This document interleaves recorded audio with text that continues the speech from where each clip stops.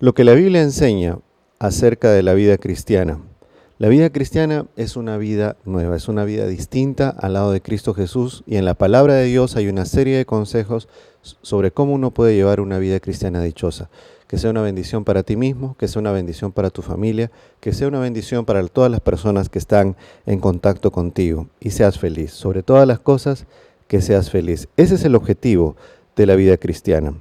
¿Qué cambio ocurre al aceptar a Cristo Jesús? Dice la primera pregunta. Segunda de Corintios, capítulo 5, versículo 17, donde la Biblia dice: de modo que si alguno está en Cristo, nueva criatura es. Las cosas viejas pasaron, he aquí todas son hechas nuevas. O sea, cuando uno acepta a Cristo Jesús, uno es hecho una nueva criatura. Uno comienza una nueva vida. Segunda pregunta. ¿Qué experiencia maravillosa tendremos? Primera de Tesalonicenses, capítulo 5, versículo 23, donde la Biblia dice: y el mismo Dios de paz os santifique por completo, que todo vuestro ser, tanto espíritu como alma y cuerpo, sea guardado sin mancha en la venida de nuestro Señor Jesucristo. Dios promete santificar a sus hijos que le siguen cada día. Una vez que uno anda en el camino cristiano, uno tiene que hacer eso, andar en el camino, andar en Cristo Jesús. Una vez que uno anda cada día buscando aprender de su santa palabra, uno va a encontrar la verdad que te va a ayudar en esta vida a tener esperanza, la verdad que te va a mostrar qué camino seguir cada día, en cada paso que uno da. Y en ese camino nuevo y en esa verdad nueva que seguimos al seguir a Cristo Jesús, encontraremos la vida nueva y la vida eterna que Cristo Jesús nos promete dar y nos da a aquellos que le seguimos de todo corazón. Dios promete santificar nuestras vidas, separarnos para servirle. Ahora ya no le pertenecemos al mundo, ahora ya no le pertenecemos al maligno, ahora hemos sido adoptados por Cristo Jesús, le pertenecemos a Él. Él es nuestro Padre Celestial. Tercera pregunta. ¿Cuál es la actitud correcta ante las pruebas? Primera de Pedro, capítulo 4, versículos 12 y 13. La palabra dice: amados, no os sorprendáis por el fuego que arde entre vosotros, para poneros a prueba, como si os aconteciera cosa extraña. Antes bien, gozaos a medida que participáis de las aflicciones de Cristo, para que también en la revelación de su gloria os gocéis con regocijo. ¿Cuál es la actitud correcta ante las pruebas? El cristiano empieza un camino que, aunque es un camino lindo, también es descrito por Cristo Jesús como un camino angosto, y donde pocas personas entran, porque el camino ancho, fácil y, bueno, aparentemente sin ningún problema, es el que nos lleva a la perdición. El cristiano muchas veces va a caminar en este mundo contra la corriente. Y al caminar contra la corriente, eso va a significar que vamos a empezar una guerra contra el maligno. El maligno no quiere que uno entre al cielo. El maligno no quiere que uno permanezca en Cristo Jesús si uno ya le entregó la vida a Dios. Entonces, Él nos va a probar. Definitivamente el cristiano empieza una vida también de pruebas, pero en estas pruebas uno no está solo, uno está con Cristo Jesús, quien puede ayudarnos a vencer en nuestra vida cristiana. Entonces, Pedro por eso nos dice: no te sorprendas por el fuego que arde entre vosotros para poneros a prueba. El cristiano va a tener pruebas. Hay cristianos que pierden su familia al seguir a Cristo Jesús. Hay cristianos que pierden su trabajo por seguir a Cristo Jesús. Hay cristianos que tienen que cambiar sus estudios o tienen que interrumpirlos, porque seguir a Cristo Jesús implicaría transgredir los mandamientos de Dios. Pero, ¿sabes? Pídele a Dios una prueba. Pídele a Dios que te abra una oportunidad, que te muestre un camino. Mira, si tú empiezas a relacionarte con Cristo Jesús, si tú empiezas a andar de la mano de Cristo Jesús, el Señor con toda seguridad va a abrir un camino bueno ante ti. Tú vas a ver ante tus ojos un camino que seguir. Y a pesar de las pruebas, sigue adelante, sigue con Cristo Jesús. Él te abrió oportunidades, Él te va a dar posibilidades. Dale por ese lado, camina, anda en la cruz de Cristo Jesús. Dice el apóstol también que en vez de ponernos tristes, deberíamos alegrarnos porque estamos participando de alguna forma de las mismas aflicciones por las cuales Cristo pasó. Y cuando Él venga, nos gozaremos con Él, dice el apóstol, con gran alegría. Entonces la actitud correcta ante las pruebas es sobrellevarlas con gozo, pues Cristo Jesús también sufrió por nosotros. Siguiente pregunta. ¿Cuál es el indispensable alimento espiritual diario?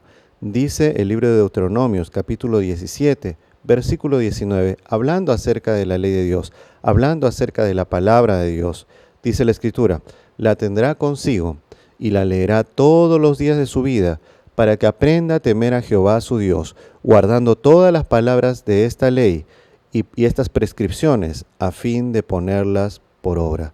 Todos los días de nuestra vida hemos de alimentarnos espiritualmente con la palabra de Dios. El alimento espiritual diario es el estudio de la palabra de Dios. Es así que nosotros llenamos nuestra vida de la verdad de Cristo. Es así que nosotros andamos en el camino cristiano. Es así que nosotros cada día podemos recibir aquella vida nueva que Dios promete a sus hijos a través del estudio de la palabra de Dios. ¿Cómo establecemos comunión con Dios? Dice el apóstol San Pedro, si tú quieres consejos sobre la vida cristiana, te recomiendo que leas las cartas del apóstol San Pedro. Son cartas chiquitas, demoran unos minutos en leerlas, pero cuando uno lee hay perlas de sabiduría. Es un pastor con mucha experiencia que te está dando consejos que te van a ayudar realmente en la vida. Dice el apóstol San Pedro en 1 de Pedro capítulo 4, versículo 7, el fin de todas las cosas se ha acercado. Sed pues prudentes y sobrios en la oración. ¿Cómo establecemos comunión con Dios? A través de la oración. Mira, la forma como los cristianos tratan con las pruebas, con las dificultades, con las penas, es yendo a un lugar donde nadie te escucha y allí derramar tu corazón ante Dios. Las cargas de este mundo son muy pesadas para nosotros, amargan nuestra existencia, malforman nuestro carácter, lo distorsionan.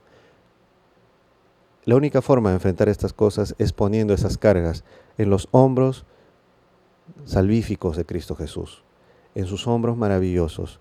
Pon tus cargas en las manos de Dios, pon tus cargas en los hombros de Cristo Jesús. Entrégale tus preocupaciones a Dios. Comunícate con Él cada día. Obtén de Él cada día la fuerza, la energía para seguir adelante. Aprende a ser una persona agradecida, agradeciéndole a Dios por todo lo que Él nos da a través de la oración. Encuentra en Cristo Jesús un amigo real que te escucha allí, en tu lugar de comunión con Él, en tu lugar de oración. ¿Qué día es dedicado a la adoración de Dios? Dice la pregunta 6. Isaías capítulo 58, versículos 3 y 14, donde el profeta nos dice, si apartas tu pie por respeto al sábado, para no hacer tu capricho en mi día santo, si al sábado llamas delicia, consagrado a Jehová y glorioso, y si lo honras, no haciendo según tus propios caminos, ni buscando tu propia conveniencia, ni hablando tus propias palabras, entonces te deleitarás en Jehová, y yo te haré cabalgar sobre las alturas de la tierra, y te daré a comer de la heredad de tu padre Jacob, porque la boca de Jehová ha hablado.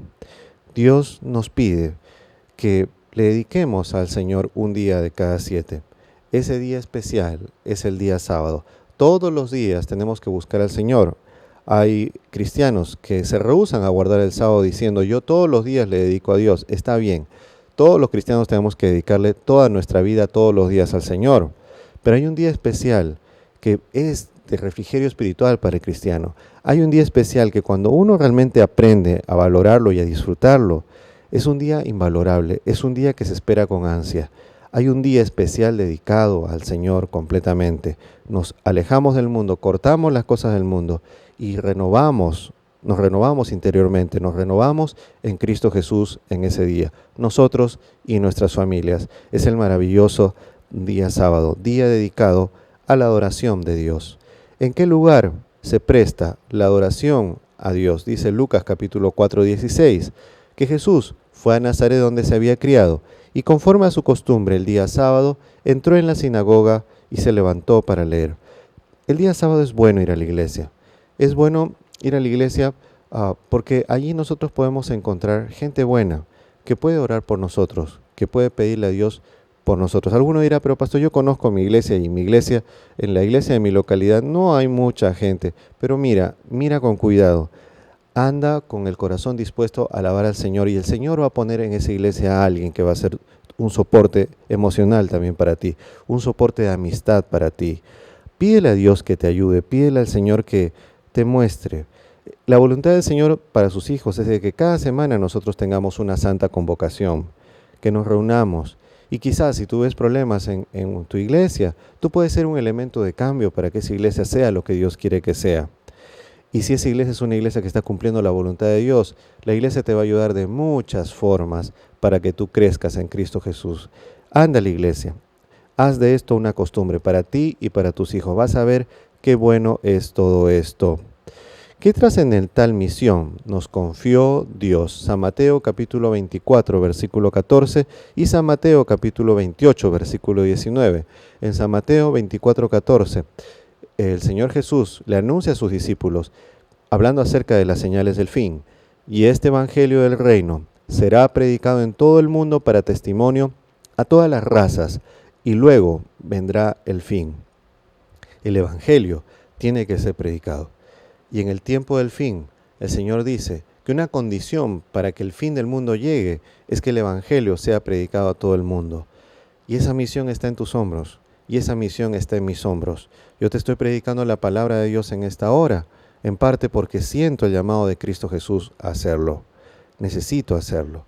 Y sabes, esa también ha de ser la necesidad de tu alma, contarle a otras personas lo bueno que ha sido Dios contigo, llevar a otras personas al conocimiento del Evangelio, no al conocimiento de determinada iglesia, no al conocimiento de determinado pastor o ministro religioso, al conocimiento de Cristo Jesús, al conocimiento de su santa palabra, al conocimiento de la salvación que puede cambiar al ser humano. Esa misión, la de predicar el Evangelio, Dios puso en nuestros hombros. En San Mateo 28, 19, que hemos leído en otra lección, Jesús nos pide, id y predicad el Evangelio, ¿no? Haced discípulos a todas las naciones, bautizándolos en el nombre del Padre y del Hijo y del Espíritu Santo, y el Señor nos prometió estar con nosotros todos los días hasta el fin del mundo. Esa es nuestra misión, predicar el Evangelio. ¿Qué preparación esencial debemos poseer? Primera de Pedro, capítulo 3, versículo 15, donde el apóstol dice, más bien santificad en vuestros corazones a Cristo como Señor y estad siempre listos para responder a todo el que os pida razón de la esperanza que hay en vosotros, pero hacedlo con mansedumbre y reverencia. Nosotros, a través del estudio de la Santa Palabra de Dios, a través del estudio de la Biblia, vamos creciendo espiritualmente y nos vamos preparando a fin de poder dar razón de nuestra fe a otras personas cuando Dios lo pide. ¿Sabes? Si tú quieres predicar el Evangelio, yo te pido, como es alguna obra divina, es una obra que el Espíritu Santo pone en nuestro corazón, ¿por qué no pedirle a Dios, Señor, en esta hora, pídele a Dios, Señor, yo quiero predicar tu palabra, yo quiero predicar el Evangelio, Señor, ponme a alguien a quien predicar tu palabra. Muéstrame una oportunidad, dame una oportunidad para predicar tu santa palabra. Y luego de hacer esto, vas a ver, el Espíritu Santo te va a mostrar a alguien. Alguien te va a preguntar algo acerca de religión. Alguien te va a hablar acerca de qué es lo que estás creyendo ahora. Alguien te va a dar una posibilidad para que tú empieces a hablar a esa persona de Cristo Jesús. Y sabes, no es la persona la que te va a decir estas cosas, es el Espíritu Santo de Dios que te abre una posibilidad para testificar. Testifica, haz discípulos, que el reino de Cristo Jesús venga pronto. Esa es la preparación que debemos tener, prepararnos en el estudio de la palabra para dar razón de la fe que hay en nuestro corazón. ¿Quiénes son nuestros guías humanos? Nuestro guía celestial es siempre Cristo Jesús. Ten tu mirada siempre puesta en Cristo Jesús. Pero hay gente que también en esta tierra puede orar por ti. Dice la Escritura en 1 de Tesalonicenses capítulo 5 versículos 12 y 13. Os rogamos, hermanos, que reconozcáis, dice el apóstol San Pablo, a los que entre vosotros trabajan, que os presiden en el Señor y que os dan instrucción. Tenedlos en alta estima, con amor a causa de su obra. Vivid en paz los unos con los otros. El apóstol nos insta a, mientras mantenemos nuestra vista puesta en Cristo Jesús, sin mirar a la derecha y a la izquierda, también aceptar el consejo y la dirección de aquellos guías humanos, dirigentes de la iglesia, que Dios ha puesto para nuestra edificación espiritual también. Tenemos que orar por ellos. Es muy lindo. Yo soy pastor y una de las cosas más lindas que escucho de cuando en cuando es cuando un hermano, una hermana en la iglesia me dice, pastor, yo estoy orando por usted. Eso a mí me anima, porque es bueno apoyarnos unos por otros. Está bien, el pastor está puesto en la iglesia para apoyar, y los pastores apoyamos a nuestra iglesia. Los pastores que amamos al Señor, los pastores de verdad, buscamos hacer estas cosas. Pero también es bueno que la iglesia nos apoye de alguna forma, sentir el apoyo de la iglesia. Es una de las cosas que a mí me ayuda a vivir en la vida cristiana, sentir que en la iglesia también soy amado, soy querido, que en la iglesia hay gente que ora por mí. Eso es algo que a uno le ayuda en la salvación. Mi mirada está puesta en Cristo Jesús, pero es lindo saber que hay otros en la iglesia que también se preocupan por mí, que oran por mí, que le piden a Dios por mí también. Entonces, nuestros guías en la tierra, nuestros guías espirituales, pueden ser otros miembros de iglesia, pueden ser también gente que nos guía en el temor del Señor. Eso sí, no siempre tiene que ver. Por más simpático, por más que te sonríe una persona, si te habla cosas que están en contra de la palabra de Dios, no es así. Pero si hay personas en la iglesia, dirigentes espirituales, que te guían, que te aconsejan de acuerdo a la santa palabra de Dios, de acuerdo a lo que tú entiendes bien de la santa palabra de Dios, está bien. Ellos también nos hablan y son iluminados por el Espíritu Santo de Dios para explicarte estas cosas. ¿Quién es nuestro guía supremo? Dice Colosenses capítulo 2, versículos 6 y 7. Por tanto, de la manera que habéis recibido a Cristo Jesús el Señor, así andad en Él, firmemente arraigados y sobreedificados en Él, y confirmados por la fe, así como habéis sido enseñados, abundando en acciones de gracia. Nuestro guía supremo siempre será Cristo Jesús, y nosotros tenemos que aprender en esta vida a andar en Él. Mientras andamos en Él, conociéndole en su santa palabra cada día, orando, teniendo comunión con Él cada día, buscándole al Señor, predicando su palabra, acudiendo a la iglesia, llevando a nuestra familia, siendo una bendición para nuestros hogares, siendo una bendición para nuestras familias. Mira, si antes de conocer a Cristo tú eras un buen esposo, ahora luego que has conocido a Cristo Jesús, debes ser un esposo mejor todavía. Si antes de conocer a Cristo Jesús tú eras una buena mamá, ahora después de conocer a Cristo Jesús tienes que ser una mejor mamá todavía. Tienes que llenar este mundo con el amor de Cristo Jesús. Este mundo necesita desesperadamente el amor de Dios y solamente a través de Cristo Jesús, nuestro guía supremo, uno puede alcanzar tal meta gloriosa. Dice nuestra resolución para la lección de hoy: con la ayuda de Dios y siguiendo a Jesús, procuraré vivir como un real cristiano. Cristiano es aquella persona que sigue las pisadas de Cristo Jesús. ¿Estás dispuesto a seguir al Maestro de Galilea todos los días? Si ya le has entregado tu corazón, si quieres ser bautizado, si quieres entregarte a Él, yo te animo cada día a vivir la vida cristiana.